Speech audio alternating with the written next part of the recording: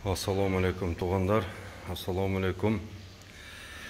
Жалпы Қырғызстан мұсылмандары туғандарым. Мына ошол Түркия мамлекетіндегі чоң бір фонд қаржылап, мына сонун мечит салып бердиле бизге.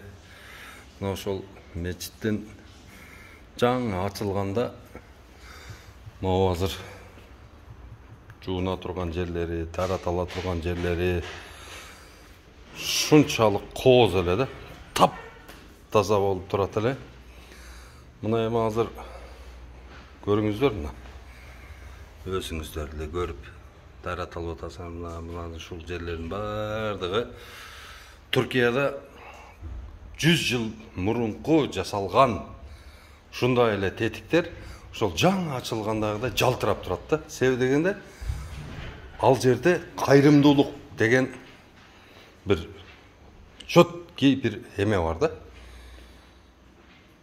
Программа. Ошол жердеги бардык ушул мусулмандар ушул ажатканага киреби, неме 5 сом 10 сом таштап чыйып кетишет да. Мына ошонун 5 сом 10 сомдун күчү менен мына ошол жерде тазалык, тартип кармалып турат.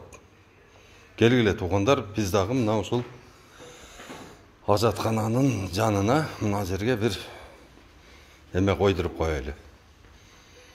Мына кирдикпи, 5 сом 10 сом таштап кете берели. Мына жерде эсиңерде болсо, жаңы ачылганда мына жерде чачыктар турат эле. Бетти арчый турган, бутту арчый турган чачыктар. Мына ошол финансирование эң баштапкысы. Эми биягына кирип эле койгон. Биягындагы бардак кылганбыз. Баяктагы кафелдерди чакканбыз, көрдүңөрбү? Бардык ушундай болуп атат да. Ушундай кылбашыбыз керек тугандар. Тап таза болуш керек. Мына мечиттин ичине дагы мамилени.